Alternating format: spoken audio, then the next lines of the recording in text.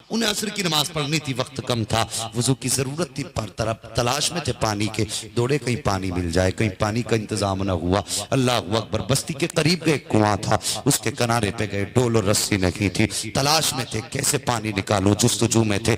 एक बच्ची 8 साल की छत पे खड़ी थी, उसने मौलाना को देखा, टोपी देखी, लिबास देखा, कहने लगी कि मौलाना क्या परेशानी है। आप फरमाने लगे, बेटी कोई डोल रस्सी मिलेगी? कहा किस लिए? कहा वजू के लिए पानी निकालना है। उसने कहा चेहरे से तो बड़े आलिम लगते हो। कहा हाँ बेटी, अल्लाह ने मुझे इल्म की दौलत से नवाजा है। उसके बाद का जब नमाज के पाबंद हो तो लगता अल्लाह के नेक बंदे भी हैं आप। कहा बेटी बस अल्लाह ही जाने। कहा चाहिए क्या? कहा बेटी डोल रस्सी का इंतजाम हो जाता तो मैं वजू कर लेता। बच्ची मुस्कुराई, मुस्कुरा के कहने लगती है, मौलाना बस इतनी सी बात, पानी के लिए डोल रस्सी का इंतजाम नहीं कर पा रहे? बच्ची आगे बढ़ी है और बच्ची के मकान का जो छज्जा था वो कुएं के करीब था। उसने आने के बाद कुएं की तरफ रुख किया और मुस्कुराई, और मुस्कुराने के बाद जमीन की तरफ देखा, फिर कुएं में बच्ची ने थूक दिया। जैसी कुएं में थूक गया बच्ची का, पानी उबाल मारते हुए किनारे पर आ जाता है। बच्ची ने कहा हजरत जी अब जल्दी से पानी लीजिए और वजू कर लीजिए। अल्लामा आलूसी ने वजू तो किया लेकिन हैरत में थे, बच्ची का चेहरा देख रहे हैं। नमाज अदा की, नमाज के बाद आप वहीं पर ठहर गए। बच्ची ने कहा हजरत अब जाइए, क्यों रुके हुए हैं? आपने फरमाया था बेटी बता तो सही, तूने इस पानी को ऊपर कैसे कर दिया? वो कौन सी इबादत है जो तू करती है? अभी तुझ पे नमाज भी फर्ज नहीं हुई है, तुझ पे ज़कात भी फर्ज नहीं हुई है, तुझ पे रोजे भी फर्ज नहीं है, तुझ पे हज भी फर्ज नहीं है, मगर बेटी बता तो सही वो कौन सा अमल है जिसने तुझको इतना आला बनाया है कि तूने कुएं में थूक दिया है तो पानी ऊपर आ गया है? बच्ची ने कहा हजरत जी ये अमल न पूछिए, अपना सफर तय कीजिए। इमाम आलूसी फरमाते हैं कि बेटी बाद में जाऊंगा, पहले बता तो सही तेरा अमल क्या है? बच्ची कहती हजरत कोई और अमल तो याद नहीं, लेकिन इतना जानती हूँ जब रात को बिस्तर पे लेटती हूँ तो मेरी माँ कहती है बेटी सोना बाद में है, पहले नबी पे 100 मरतबा दुरूद का तोहफा पेश करके सो। नारे तकबीर, नारे रिसालत, उलमाए अहले सुन्नत, मसलके आला हज़रत, जश्न गौसुल बरा कॉन्फ्रेंस,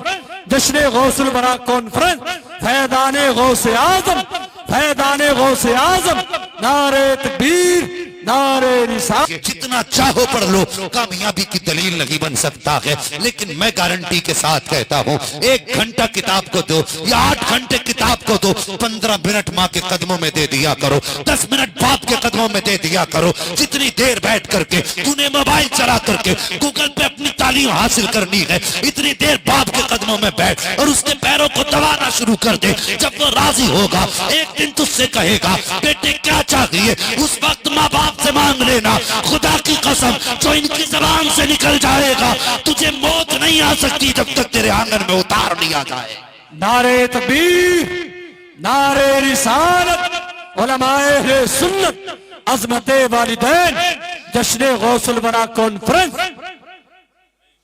करूंगा जब मैं तेरे हक से बरी हो जाऊंगा तो जंगलों में जाकर इबादत करूंगा, अपने रब को राजी करूंगा। अल्लाह अकबर। गौर करना प्यारे, माँ ने बेटे का चेहरा देखा, कहा बेटे रब की तलाश में है? कहा हाँ। कहा जा मैंने अपने हक माफ किए, जाके अपने रब को तलाश कर, अपने रब की रजा हासिल कर। बायजीद बुस्तामी ने माँ से इजाजत लेने के बाद 12 बरस के लिए घर छोड़ दिया, जंगलों में भटकते रहे, खाक छानते रहे, सजदे करते रहे, लेकिन रब की तलाश में जुस्तजू में फिर सोचने लगे शायद यहाँ पर जुस्तजू पूरी ना हो, शायद यहाँ पर लगन पूरी ना हो। ये सोच करके आपके दिल में ख्याल आया चल दूसरी जगह पे रब को तलाश करते हैं। ये कह के जब आपने वो जंगल छोड़ा है, इत्तेफाक से अपनी बस्ती के पास से गुजरने लगे। जब बस्ती के पास से गुजरे हैं, हजरत बायजीद बस्तामी रहमतुल्लाह तआला अलैह गुजरते गुजरते निगाह पड़ी है, सामने अपना घर नजर आ जाता है। जैसी अपने दरवाजे पे निगाह पड़ी है, माँ की याद आ जाती है। 12 बरस गुजर गए हैं, अल्लाह जाने माँ होगी कि नहीं होगी। 12 साल गुजर गए, माँ जिंदा है कि नहीं है। इसी ख्याल, इसी जुस्तजू में आपके दिल में ख्याल आया चल बायजीद बुस्तामी एक बार चल के देख तो ले। अपने दरवाजे पर आए हैं, वो बोसीदा चौखट, वो पुराने किवाड़, वो गिरती हुई मिट्टी, वो बहता हुआ पानी और उसमें जाती हुई मकान की खाक आप देख रहे हैं। आप दरवाजे पे आए हैं, रात का आधा हिस्सा गुजर चुका है। आकर के दरवाजे पे हाथ मारा, दरवाजा बंद था। ख्याल आया बायजीद दरवाजा खटखटा न देना, कहीं ऐसा ना हो माँ आराम में हो और तेरे दरवाजा बजाने से माँ की नींद खुल जाए, अगर माँ बेचैन हो गई तो बता कयामत में मुस्तफा को कौन सा मुंह दिखाएगा। अल्लाह अकबर, ये बायजीद बुस्तामी की सोच है। मुझे बता तो सही। उसके बाद बायजीद बुस्तामी खड़े रहते हैं, इंतजार करते हैं माँ जब उठेगी तब आवाज दूंगा। फरमाते आधी रात गुजर गई, तहज्जुद का वक्त आ गया, अचानक मैंने देखा नाली में पानी बह रहा है। मैं समझ गया मेरी माँ तहज्जुद के लिए उठी है, तहज्जुद के ख्याल से माँ उठी है। आप फरमाते हैं मैंने माँ को आवाज दी। फरमाते हैं सिर्फ आवाज दी थी, नाम नहीं बताया था। और एक रिवायत के मुताबिक सिर्फ दरवाजा खटखटाया है, अंदर से बूढ़ी माँ की आवाज आती है, बेटे बायजीद आ गए हो। अल्लाह अकबर, इतना सुनना था।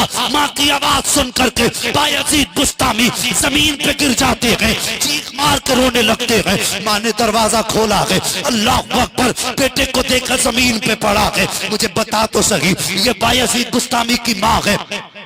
और ये सिर्फ इनका मामला नहीं बल्कि हर माँ का मामला होता है। आपने माँ का चेहरा देखा, देख के कहने लगे माँ मैंने तो आवाज भी नहीं दी थी ना,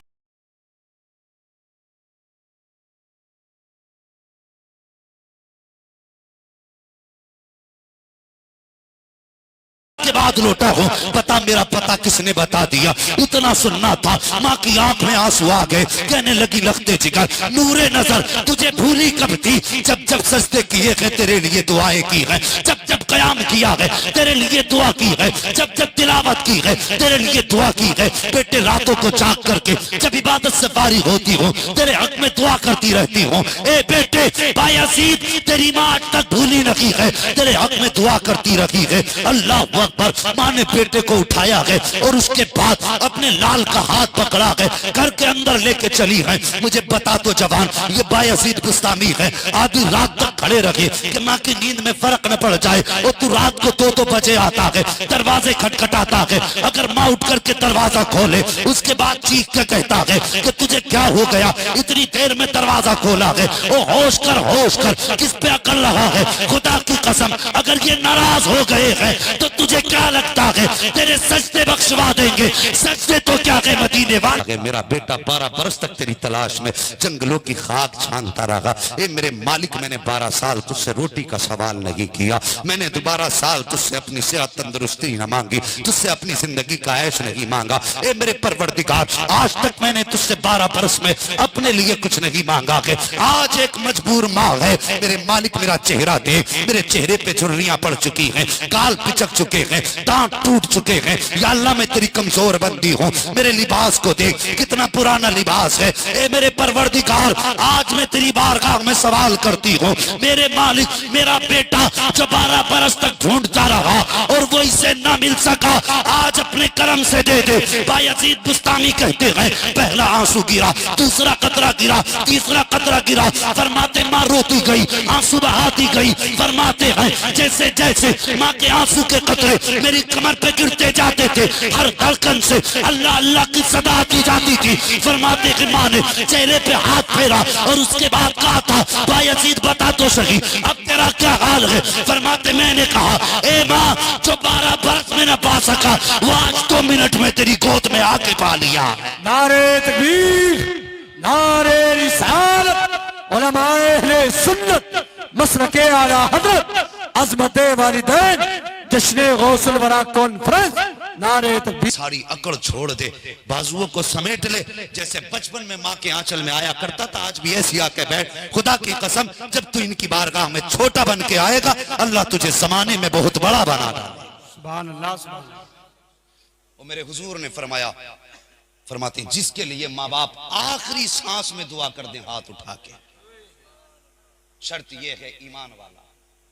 ये मैं जितनी बात करूंगा ईमान वालों के ताल्लुक से करूंगा, कोई ये ना समझे कि साहब हर कोई इस फजीलत का मालिक होगा। सुने मेरे हुजूर ने फरमाया जो भी कोई माँ बाप की जिंदगी के आखिरी लम्हात में हो, ऐसा शख्स हो जिसके लिए माँ बाप हाथ उठा के दुआ दे दे और उसके बाद वो इंतकाल कर जाएं।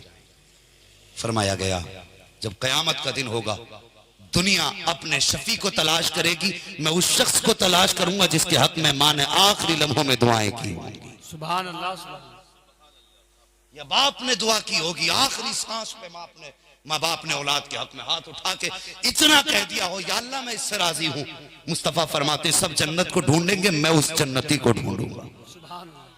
और फिर हुजूर ने फरमाया यूं उसके हाथ में हाथ डालूंगा मैं, और पकड़ के रब की बारगाह में लाऊंगा, कहूंगा या अल्लाह ये मेरा वो बंदा है जो उस हाल में दुनिया से आया जिस हाल में इसके माँ बाप इससे राजी थे। सुभान अल्लाह। हुजूर फरमाते उसकी शफाअत कराऊंगा, और शफाअत कराने के बाद उसे कौसर पे लाऊंगा, अपने हाथ से जाम पिलाऊंगा, और फरमाते हाथ पकड़ के जन्नत तक लेके जाऊंगा, और फिर फरमाया उसके बाद उसके यहाँ बोसा दूंगा पेशानी पे, और खुद हाथ पकड़ के उसे जन्नत में दाखिल। तू अगर चाहता तो ये अशरफी बचा के ले जाता, तूने मुझे बताया क्यों? आप फरमाने लगे मैं घर से चला था, मेरी माँ ने वादा लिया था बेटे झूठ नहीं बोलना है। फरमाते अगर झूठ बोल देता तो मैं अपनी माँ को कौन सा चेहरा दिखाता। इतना सुनना था, डाकू के सरदारों की चीख निकल गई, कहने लगा अफसोस है कि तू माँ का वादा ना भूल सका, हम खुदा से किया वादा भूल गए हैं। कहने लगा बच्चे सफर पे बाद में जाना, पहले हाथ बढ़ा के तौबा करा के हमें भी अपनी जमात में शामिल। नारे तकबीर, नारे रिसालत, नारे रिसालत। जश्न गौसुल वरा कॉन्फ्रेंस मसलके आला हजरत। भाई कोशिश करें, माँ बाप की खिदमत करें, झूठ से बचें। और फिर खुदा ने इतने इल्म से नवाजा, फरमाते हैं दरस्तुल इल्म हत्ता सिरतु कुतबा, फिर मैंने इतना इल्म सीखा यहां तक कि अल्लाह ने मुझे कुतबियत की डिग्री अता फरमा दी।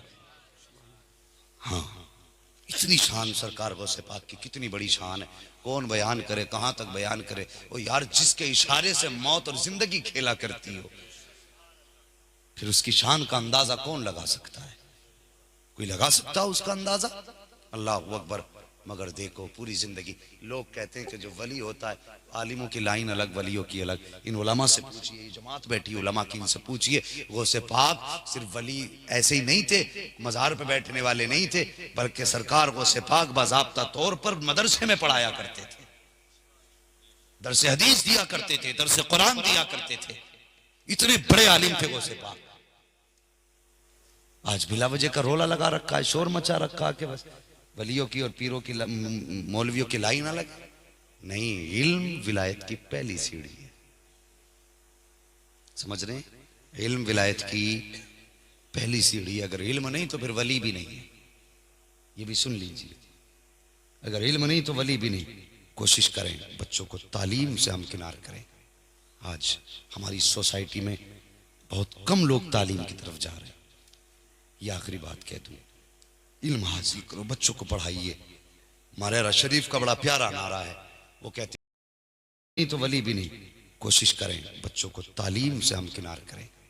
आज हमारी सोसाइटी में बहुत कम लोग तालीम की तरफ जा रहे हैं। ये आखिरी बात कह दूं, इल्म हासिल करो, बच्चों को पढ़ाइए। मारेरा शरीफ का बड़ा प्यारा नारा है, वो कहते हैं आधी रोटी खाएंगे बच्चों को पढ़ाएंगे। तुम क्या जानो बच्चों की तालीम की कदर क्या है। आज आधा पेट रोटी खाइए, बच्चों को इल्म सिखाइए, इनके हाथ में कलम दीजिए। अब जंग तोपों की नहीं है, अब जंग तलवारों की नहीं है, अब यार जंग परमाणु बम तक की नहीं रह गई है, अब जंग कलम की है। जिसके हाथ में कलम होगा वो कौम फतह पा जाएगी। हमारी कौम तालीम में पीछे है, पढ़िए, आगे बढ़िए। और जब तालीम होगी अपना हक आप ले सकते। अगर तालीम नहीं तो हक नहीं ले सकते। बच्चों को पढ़ाइए। माँ बाप को लालच होता, 200-300 रुपए की मजदूरी की खातिर बच्चों की जिंदगी तबाह कर देते। 300 रुपए में एक वक्त का खाना मिलेगा, लेकिन तूने बच्चे के 50 साल तबाह कर दिए। बच्चे के 50 साल बर्बाद कर दिए हमने। कोशिश करें बच्चों को पढ़ाएं, उन्हें इल्म की दौलत दें। और इल्म हम ये नहीं कहते कि सिर्फ कुरान पढ़ाओ, कुरान के साथ साथ हिंदी इंग्लिश सब पढ़ाइए जितना जरूरत है जिंदगी की। और आला हजरत ने तो फरमाया है हर इल्म इल्म दीन है, अगर नेक नियत से हासिल किया जाए। अगर तुम्हारी नियत इस्लाम की इशाअत हो, मिल्लत की आपकी नियत मिल्लत की भलाई हो, तो फरमाते मैथ भी इल्म दीन है और इंग्लिश भी इल्म दीन है, हिंदी भी इल्म दीन है। वो तन्हा आला हजरत की जात है जिसने हर इल्म को इल्म दीन कह करके उसको इज्जत अता फरमाई। पढ़ाइए बच्चों को, पढ़ाएंगे इंशाअल्लाह। बोलो इंशाअल्लाह। हम साल में 2 लाख रुपए जलसे पे खर्च करते हैं, कीजिए। अगर ये जलसे नहीं होंगे तो ये सबक कहां से मिलेंगे? ये भी जरूरी है, लेकिन कोशिश कीजिए एक झटका इसी तरह का साल के बीच हिस्से में भी लगाओ और देखो गरीब कोई बच्चा ऐसा है जो तालीम में अच्छा हो, अच्छे नंबर से स्कूलों में पास होता हो, जहन अच्छा हो, लेकिन पैसे की वजह से आगे नहीं बढ़ पा रहा हो, तो मेरी कौम थोड़ी सी मेहनत कर ले, उस गरीब को पैसे की मदद दे दे। हो सकता है तेरे 1 लाख की मदद कौम के लिए कुछ भलाई का सामान पैदा कर दे, कौम के लिए तरक्की का कुछ जरिया बन जाए। अल्लाह तौफीक देगा और तुम्हारे 1000 से या 1 लाख से किसी गरीब की मदद हो जाएगी तो याद रखना, इधर गरीब भी राजी हो जाएगा, उधर मदीने वाला मुस्तफा भी राजी हो जाएगा। तालीम का शौक पैदा करें, इल्म सीखें, आगे बढ़ें। गौसे पाक ने इतना इल्म सीखा, फरमाते हैं हत्ता सिरतु कुतबा, यहाँ तक कि मुझे अल्लाह ने कुतबियत अता फरमा दी, सरकार गौसे पाक कुतुब बने। अल्लाह अकबर, विलायत का आला मयार पे गौसे पाक हैं। और फिर अल्लाह ने ये शान अता फरमाई। तकरीर फरमा रहे हैं, तकरीर फरमाते फरमाते रब ने गौसे पाक के दिल पे इल्हाम फरमा दिया, महबूब मेरे अब्दुल कादिर आज ऐलान कर दे और दुनिया को ये बबांगे दोहल बता दे, कदमी हादी अला रक़बती कुल्ली वली अल्लाह। अल्लाह अकबर। फिर अब्दुल कादिर जिलानी से यह ऐलान कराया गया, कह दो मेरा ये कदम हर वली की गर्दन पर है। फरमाया गया जो गर्दन झुका देगा वो अब्दुल कादिर तेरा हो जाएगा, जो तेरा हो जाएगा वो मेरा हो जाएगा, और जो तेरा नहीं होगा वो अब्दुल कादिर मेरा भी नहीं हो सकता है। फिर यह ऐलान कराया गया, फिर यह ऐलान हुआ। अल्लाह अकबर। और गौसे पाक के आगे सारे वलियों ने अपनी गर्दनें झुका दी। आला हजरत बरेली शरीफ से आवाज आती है, जो वली कबल हुए बाद हुए या होंगे सब अदब रखते हैं दिल में मेरे मौला तेरा। वो लोगों, सरकार गौसे पाक की जात बड़ी दब जात है। फरमाया गया ए ईमान वालो इस्लाम में पूरे पूरे दाखिल हो जाओ। मेरे भाइयों, अपने हुजूर की जिंदगी को अपनाओ। जवानों बुजुर्गों से प्यार जरूर करो, लेकिन सिर्फ करामतें सुनने के लिए नहीं, इनकी जिंदगी को भी समझिए, इनके अपने जिंदगी के जो उसूल थे उसे जानिए। इन्होंने माँ बाप का एहतराम कैसे किया वैसे ही हमें करना है, इन्होंने जिंदगी कैसे गुजारी वैसे ही हमें भी गुजारनी है। ये कोशिश करें और ऐसी जिंदगी गुजारेंगे तो कसम खुदा की मरने की देर है, आंख कब्र में खुलने की बाद में मदीने वाले मुस्तफ़ा पहले आ जाएंगे, वरना 11वीं का खाते खाते मर गए, ऐसे ही इंतकाल हो जाएगा। मौला करीम मेरी गुफ्तगू पे पहले मुझे अमल की तौफीक अता फरमाए और उसके बाद पूरी उम्मत मुस्लिमा को अमल खैर की तौफीक अता फरमाए। बस जो हुए गलत उनको माफ़ फरमाए रब्बे कायनात। जिंदगी ने दिया साथ, फिर होगी मुलाकात, चमन रहा फूल खिलेंगे, जिंदगी रही फिर मिलेंगे। मुसाफिर हैं हम भी, मुसाफिर हो तुम भी, किसी मोड़ पर फिर मुलाकात होगी। सारे लोग कलमा शरीफ पढ़ लीजिए, ला इलाहा, और जोर से ला